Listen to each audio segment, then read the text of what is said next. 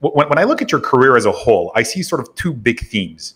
The first one that you started your career with, let's call it the dark arts of digital marketing. Okay. You practically wrote the book on manipulating digital media to spark publicity. I mean, you also actually wrote a book on that topic, Trust Me, I'm Lying, which is really, really fun read and very educational too. Your campaigns for American Apparel are epic. When you started helping Tucker Max with his infamous classic, I Hope They Sell Beer in Hell, which sold millions of copies, you guys did some pretty hilarious stuff to drive publicity. And some examples, you created a Facebook boycott of your own product. You vandalized your own billboards.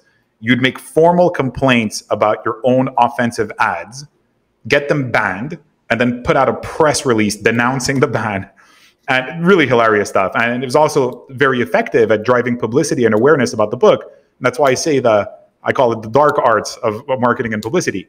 The second theme, though, is the one you developed later on. And it's about as far from this world as possible. It's about taking Stoicism, this really deep, introspective philosophy that was pretty obscure from public view for a very long time, that you've done a great job popularizing and democratizing and bringing it to a new generation, to the Facebook, Instagram generation. And almost to the contrary of digital marketing, Stoicism isn't about selling or manipulating emotions. It's about developing inner fortitude and not giving into superficial passions and overcoming adversity and not worrying about what you can't control and all that good stuff. How did you transition from the one to the other in your life? What led to that switch for you? Was it an experience, a realization? How did this come about? Well, it's weird because actually the former or the latter precedes the former. So I was introduced to Stoicism when I was in college, and I sort of was very interested in it as a philosophy, and I was exploring it. And then also professionally, I was sort of very interested in digital marketing. And so I kind of had this, I think I say this in Trust Me, I'm Lying. We think of the word disintegrated, meaning that it fell apart. Right. But actually disintegrated means not integrated. Right. And so I sort of had these two spheres. So I was sort of very interested in marketing and what one had to do to be successful in this world and how one mastered it, how one understood the logic of that world. And then personally, I was very interested in philosophy for my own development. I was interested in writing about philosophical ideas. And I admired great writers like Robert Greene who were able to communicate those ideas to people.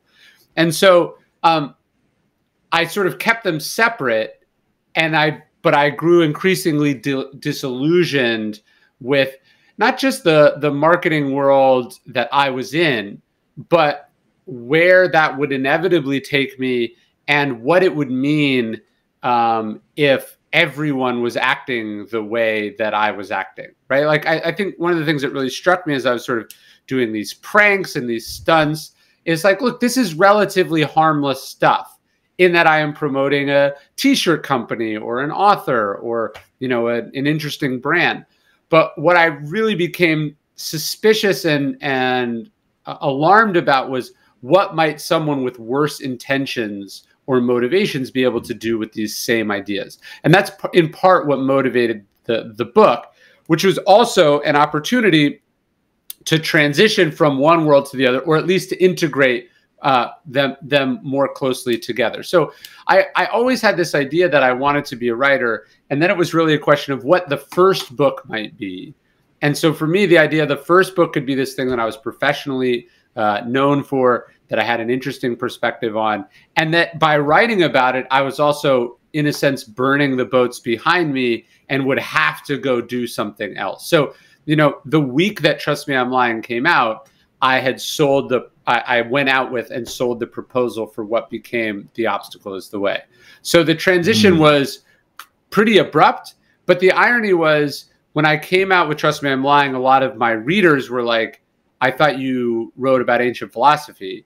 And then when Trust Me, I'm Lying came out and did well, and then my second book came out about philosophy, they were like, but wait, I thought you wrote about marketing. So there was kind of these weird parallel tracks, and then they kind of merged, and then one stopped, altogether. I wonder if, I know that you're not super political, but you do have political consciousness in some of your writings and some of your posts. And I'm curious to know if your fear that some of the dark arts that you studied and published, that you see them manifested in the political landscape today. I'm thinking of like Roger Stone, like tactics, you know. Have you seen some of the...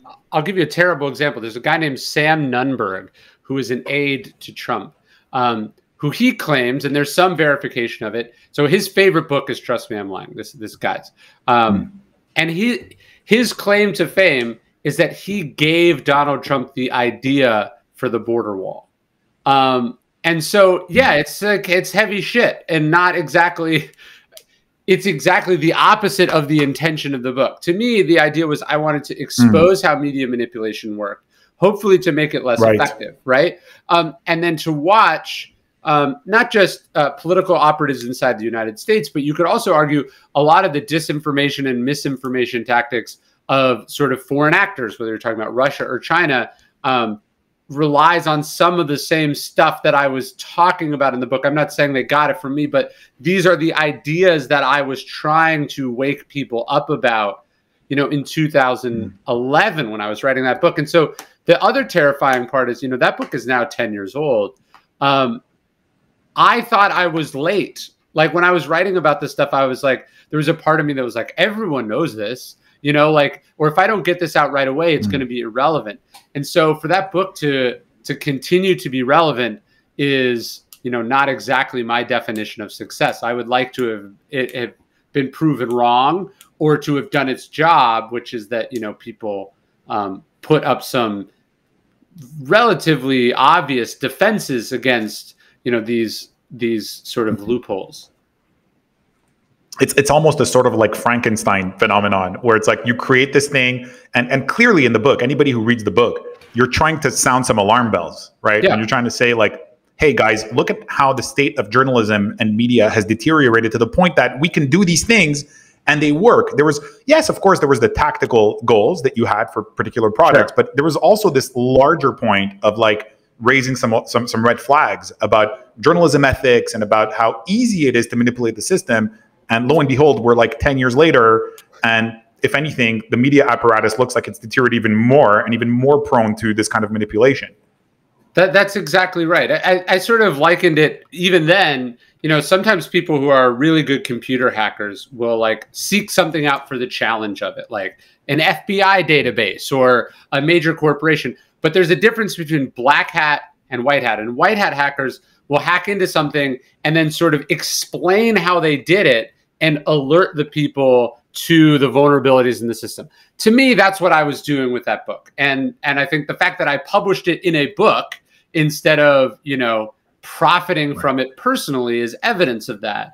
But unfortunately, by ignoring that, we're now in a position where people who are much more of the black hat variety are still able to take advantage of these same vulnerabilities and do so on a regular basis. And that's why we're in this divided, dysfunctional, frankly, delusional media environment that we're in, where it's impossible to discern fact from fiction. It's weaponized against vulnerable communities, and basically everyone's unhappy.